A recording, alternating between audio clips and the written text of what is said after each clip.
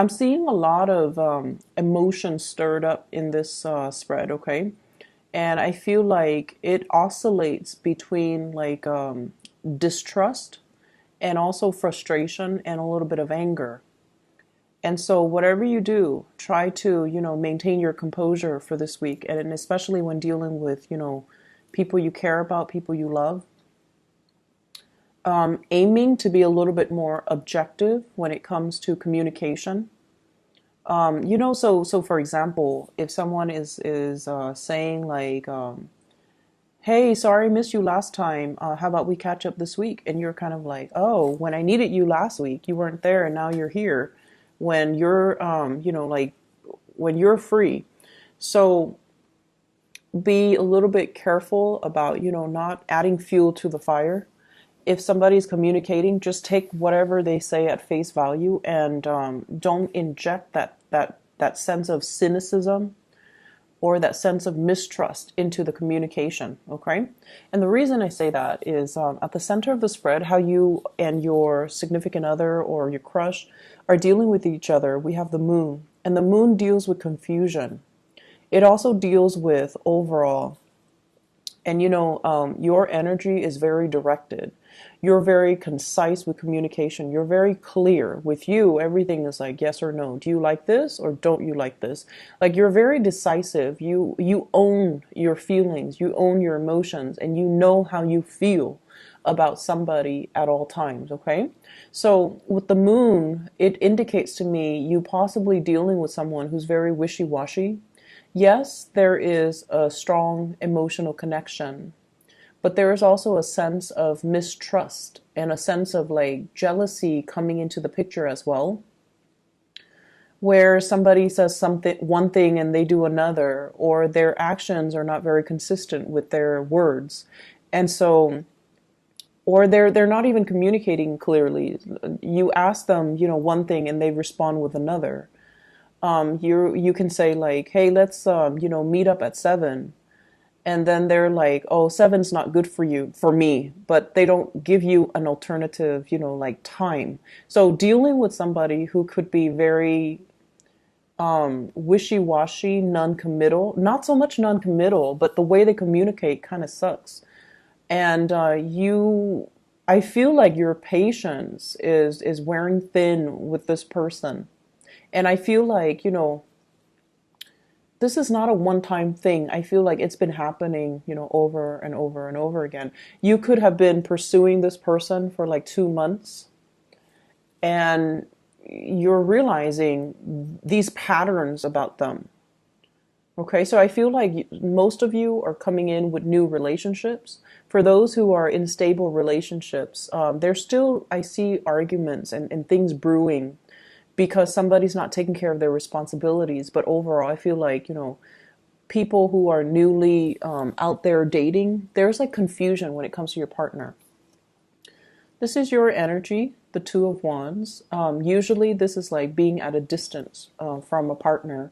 Some of you could be traveling for work, and some of you have a lot of responsibilities where you have to do overtime, where you have to work on the weekends, where you've been getting out of the house, you've been like very busy, I feel.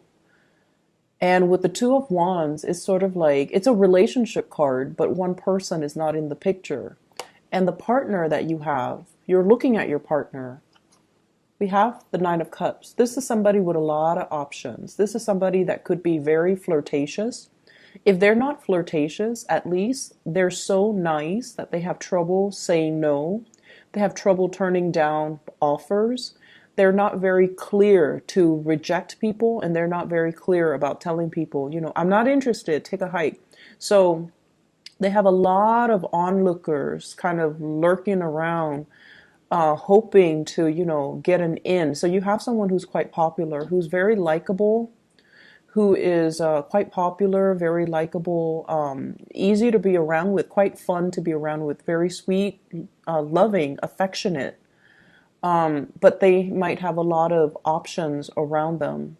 And I feel like for those who are trying to, get this person, I feel like they're looking elsewhere. Their attention is elsewhere. And so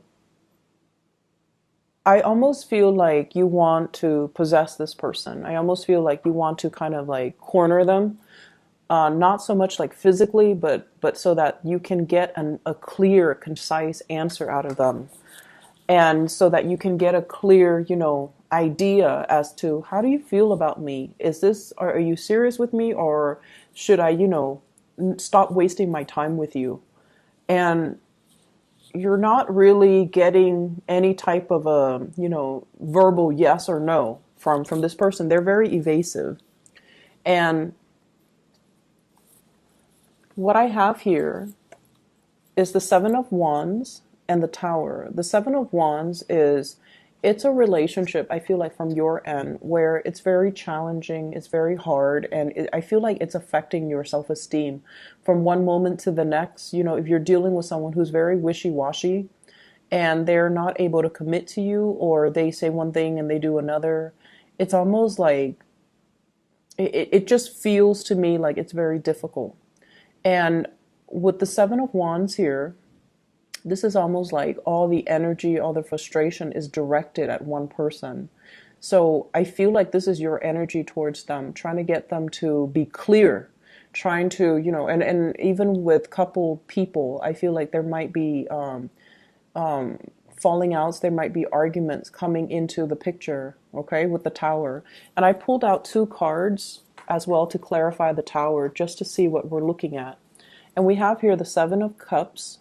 This is like fantasy not made into reality. And I have some people as well. This is internet based types of communication where somebody's looking at other pictures, where somebody is like possibly talking to other people, texting other people. And we have here the Ace of Cups.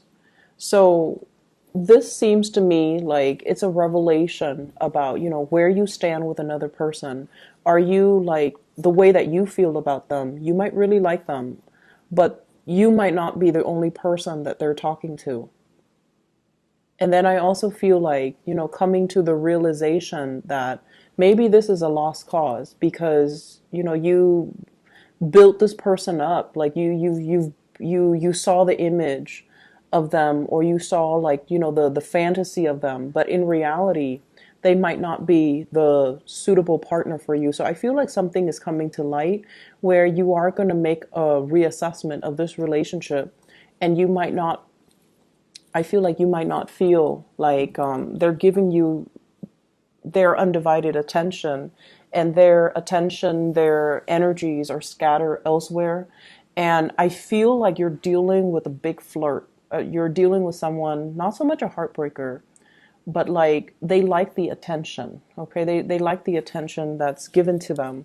And then on the flip side of that, I also feel like you're dealing with someone who has trouble rejecting suitors.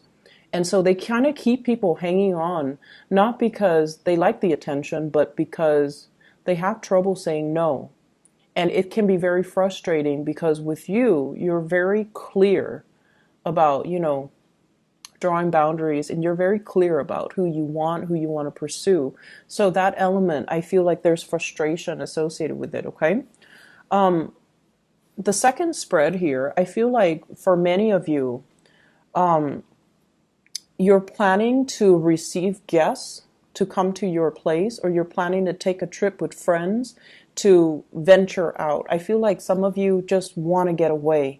There's this element about, wanting to get a new start, wanting to like just sell your house, get rid of your stuff and move to a different location. So I'm feeling this sense of like wanting to break out of your shell and have a new experience. Okay. Do something new, do something amazing, and just, plotting the next trip, the next location, the next job, the next vacation even.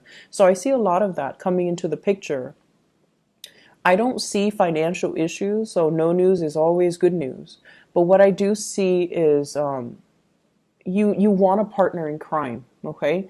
You're more than capable of doing things on your own, but I feel like a lot of the times you're very hesitant. You want a partner by your side, either a friend that you can travel with, somebody that you can go and have lunch with, even a dog that you can take for a walk.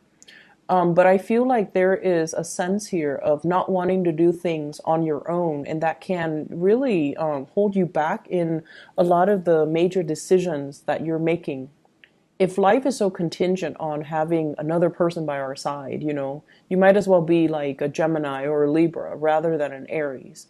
So you're given the Aries energy for a reason, because when you start things on your own and not have to wait around for other people, there are no logistical issues, okay? Because you started, you know where you are, and you can basically plan things and to cater to yourself.